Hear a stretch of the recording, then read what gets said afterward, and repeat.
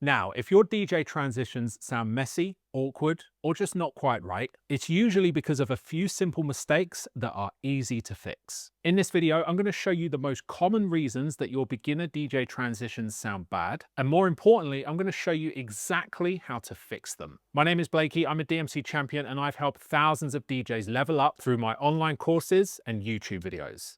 So let's get into it.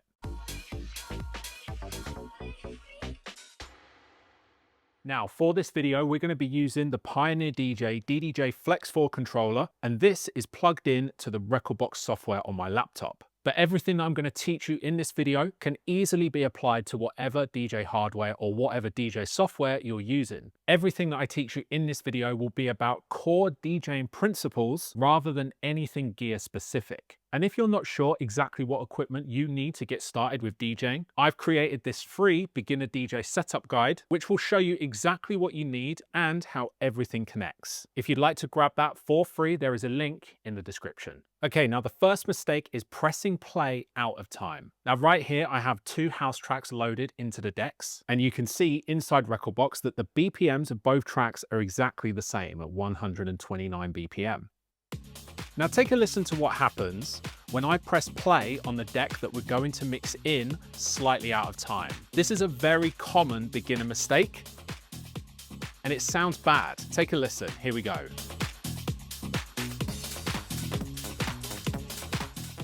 Now, even though both tracks are at the same BPM, because I press play on this deck slightly out of time, take a listen to the beats. That's called a train wreck. That's when both of the tracks that you're mixing are out of time, and it just sounds terrible. But here's the thing, when you're a beginner DJ, pressing play on the incoming track perfectly in time is quite tricky to do. With a bit of practice, you will be able to press play in time, but if you're a beginner, this can be tricky. Now, there are two ways to fix this. You've got the Q button here, and if you tap the Q button, it will trigger that first kick drum. So,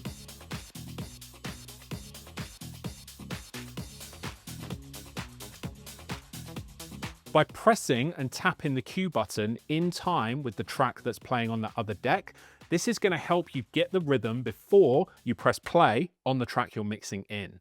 So just tapping that Q button in time with the track is going to give you the rhythm and give you a much better chance of pressing play perfectly on beat. And then if you need to make a micro adjustment to the jog wheel, just like I did there, by pushing the jog wheel slightly forward just to line up those beats, you can do that. Now, there is one more way of fixing this. If you take a look inside Rekordbox, you can see on each deck, there is a Q button, and this Q button stands for quantize. If you turn on quantize for both decks, that will mean that even if you press play slightly out of time, Rekordbox will quantize that button press so that it lands perfectly on beat, even if you press it slightly out of time. Now that feature is there if you want to use it, but personally, I would recommend practicing without that because relying on features such as quantize and even sync in your DJ software can actually stop you from learning core foundational fundamental skills. But if you want to use quantize and sync, they're right there.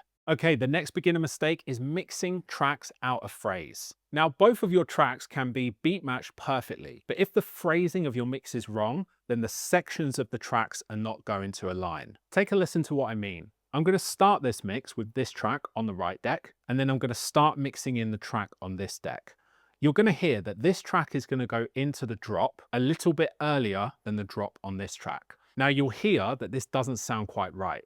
What you actually want is you want the drops of both tracks to start playing at the same time. But this is an example of what an out of phrase mix sounds like.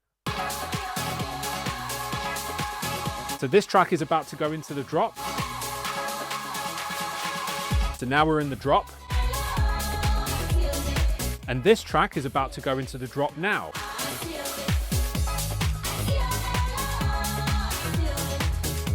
Now this is wrong. This is going to create a real energy mismatch on the dance floor. And it's actually one of those mistakes that can really give away that you're a beginner DJ more than anything else. Dance music is almost always structured in 32 beat phrases. So let's take a listen to the track on the right deck, which I'm going to start playing from the beginning of the breakdown. And I'm going to have a counter on the screen counting along with each beat. And take a listen to what happens at the end of every 32-beat phrase. Something in the track will change. That could be anything. That could be the drums are taken out. That could be some vocals are introduced, or it could be that some new drums are added. Let's take a listen and just take note of how the track changes after every 32-beat phrase.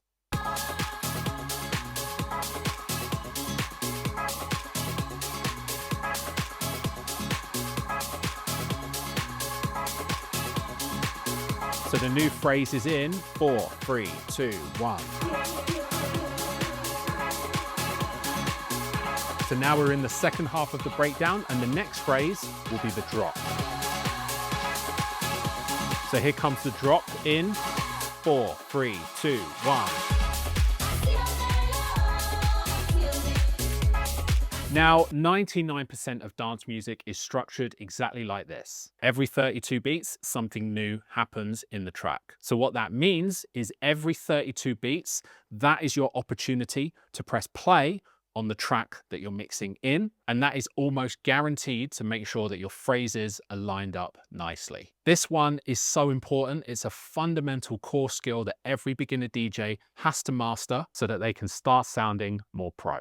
Okay, next up, your bass is clashing. This one is super common, but it's actually very, very easy to fix. Now, I'm going to start playing both of these house tracks from 32 beats before the drop, and then both of these tracks are going to drop together. The wrong thing to do would be to have the bass on both tracks up at 12 o'clock, meaning that the bass is on full for both decks. When you're mixing two tracks that have dropped together, it's best to turn down the bass on one of the tracks, and that should be the track that you're mixing in. So let's turn up the volume on this deck, and I'm going to press play on both of these tracks at the same time. And with the bass down on the left deck, I'm going to bring up the volume of this track. And now both of these tracks are going to drop together. Here we go. So now all of the bass is coming from the track on the right deck. And if you want, you could swap them. So now all the bass is coming through this track. And then let's swap it back again at the end of this phrase. If you have the bass up at 12 o'clock for both tracks, what that's going to do is it's going to start to sound distorted, muddy, and just too busy. You might even find that on your home speakers or in your headphones, it doesn't sound too bad. But if you perform a double drop like that with both of the tracks with the bass on full, what that could do is it could start to create distortion and just sound terrible on the speakers at the venue that you're playing. So even if it doesn't sound too bad in your bedroom, this is a habit that you must avoid at all costs. Next up, we have vocals mixing over vocals. So right now, this is okay. We have vocals on this deck and none on this deck. But take a listen to what happens when vocals come into this track.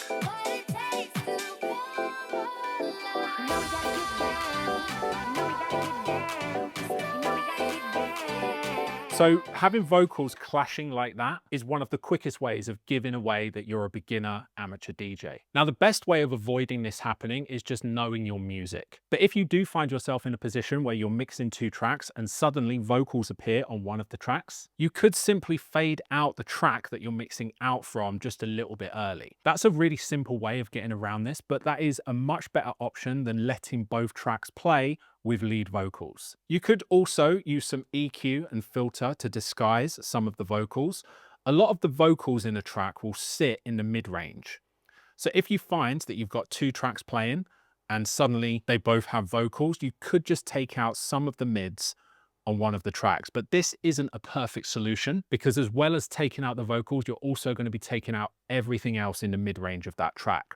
So I would only suggest using the mid EQ to bring out vocals in an emergency. You could also use the low pass filter right here by turning the CFX dial to the left. And what that will do is it will take out all of the high end parts of the track, depending on how low you take it. So this will also bring a lot of the vocals out of the track. And then another option you have is just to use the stems buttons inside Recordbox. So right here, you've got 3 stems buttons for each deck. And right in the middle, you've got a vocal button here. So you can actually take out the vocal of any track by just clicking on that button, and that will instantly save your mix if 2 tracks are playing with vocals. Now, if you're a beginner DJ and you would like a clear step-by-step path that shows you exactly what you should be learning and in what order, then you should check out my Ultimate Beginner DJ course. I built this course specifically to reduce overwhelm and confusion, and I spoke to hundreds of beginner DJs and found out exactly what it is that they've been struggling with. And I built a course to fix all of those problems. The course walks you through the foundations properly, from understanding your controller and mixing your first tracks through to building clean and confident sets. If you'd like to check it out, then just click the first link in the description.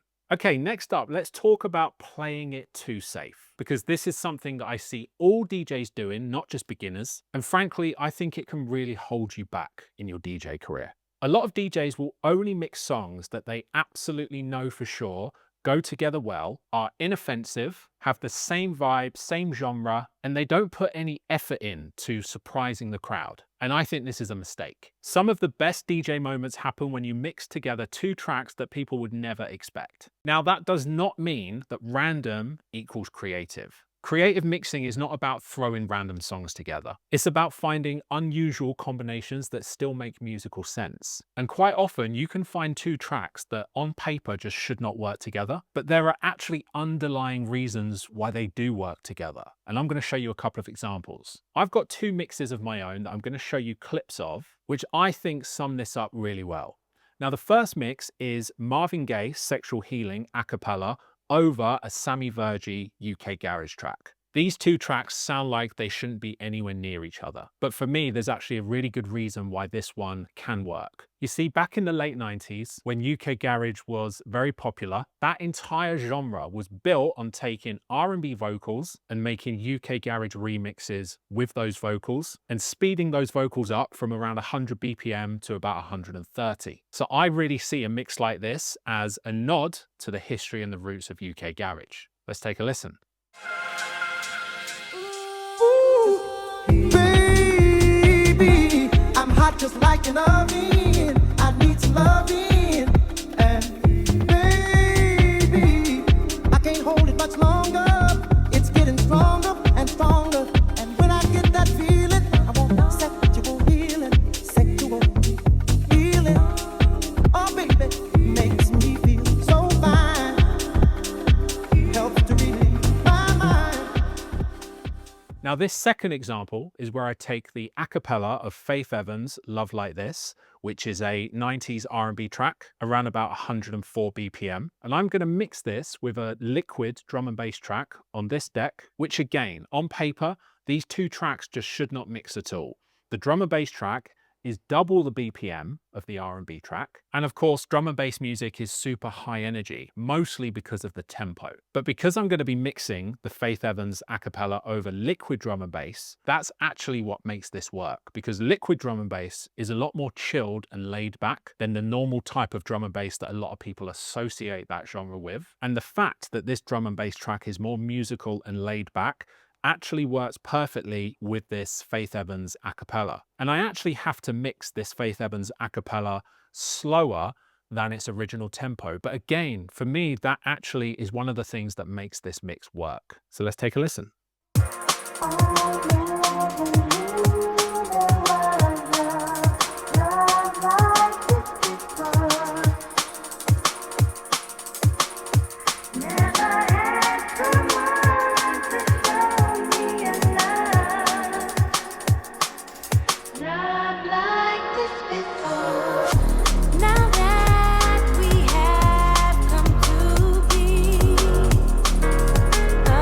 New life.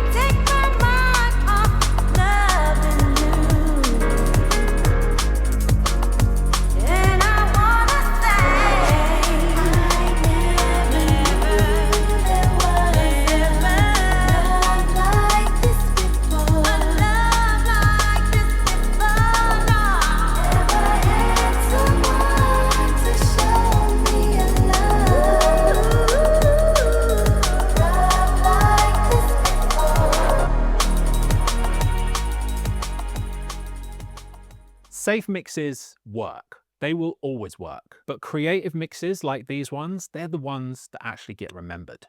Okay, next up, let's talk about mixing tracks out of key. Now, I've got 2 tracks loaded into the decks here, and I'm going to show you what it sounds like when you're mixing 2 tracks out of key. On this deck, we've got We Found Love by Calvin Harris, and on this deck, we've got a house track called Weekend. Take a listen.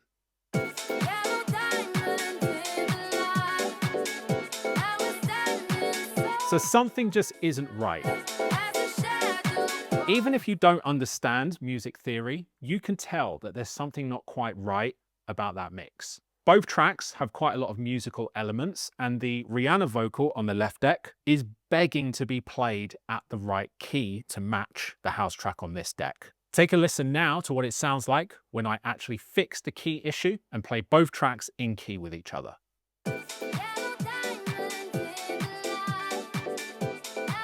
It's actually a relief to hear it like this. Both of these tracks now make sense together. Now, before I show you how to make sure that your tracks are mixing in key with each other, I just want to make clear that in my opinion, the only time that I think mixing in key is a non-negotiable is when you've got a vocal on one deck, like I have here, mixing with another track with lots of musical elements. It's very easy to overthink mixing in key, and if you're a beginner DJ, frankly, I wouldn't worry about it too much unless you're trying to mix big vocals with another track. So if you take a look inside Rekordbox, you can see we have this key column right here. Now, if you don't see this key column, all you need to do is right click on one of these columns here, and then make sure that key is ticked right here. That will then allow you to see the key column in your library. Now you can see that the keys are displayed as a number followed by a letter. Now that number will be anything between 1 and 12, and the letter will be either A or B. And this is actually something called the Camelot wheel code. This right here is the Camelot wheel. And the very simple rule is if you only move one step to the left or right, then your mix should be in key. For example, if you're playing a track in the key of 4A, this will mix in key with a track in 3A, 4A, or 5A. You could also mix a track in 4A with 4B. The letter can change as long as the number stays the same.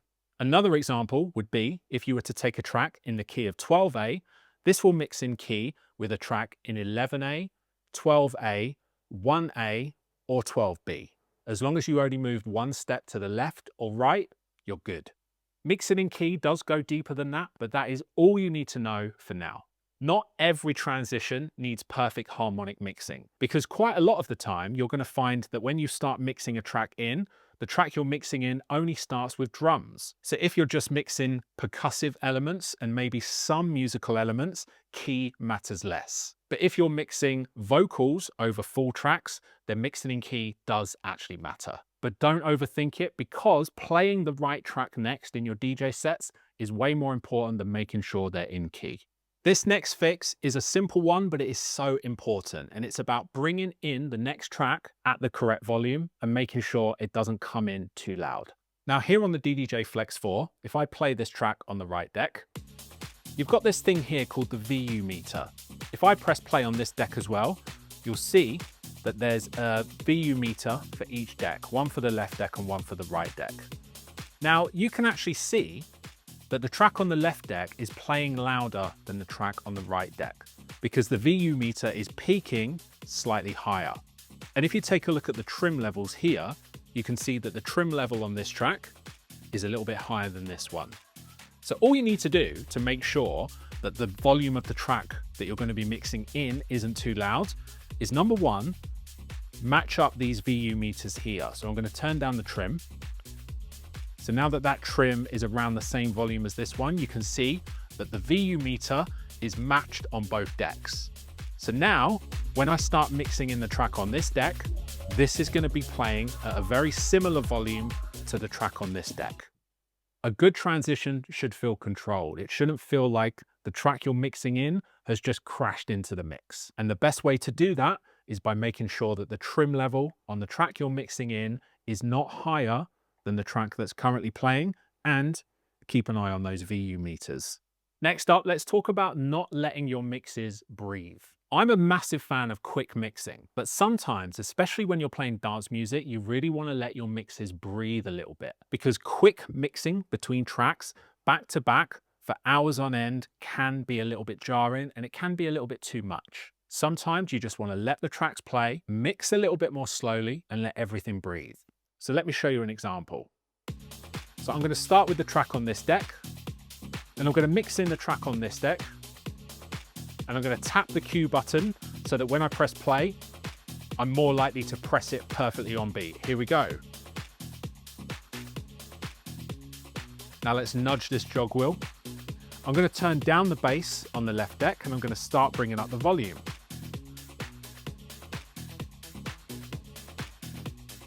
You can see on the VU meter that this track is not louder than this one. So here we go.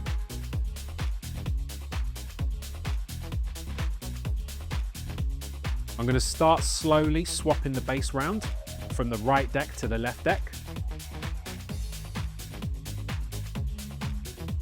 So this is a very long, slow, subtle blend.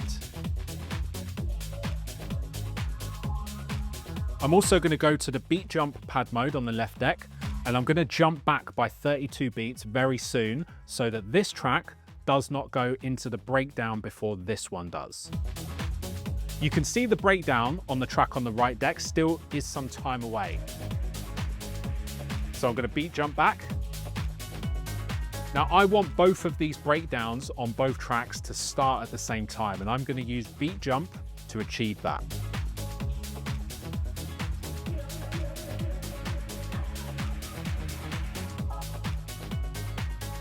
I'm going to swap the bass. This is switching the bass line from one track to the other. I'm going to beat jump back 32 beats one more time. So now you'll see in 32 beats time, both of these breakdowns are going to line up at exactly the same time. Here comes the matched breakdowns. So this is an example of good phrasing.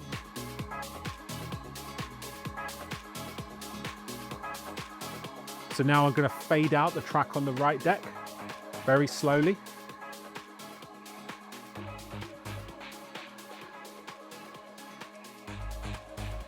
We don't need to bring the volume out any quicker than this. Very subtly, very slowly. Here we go.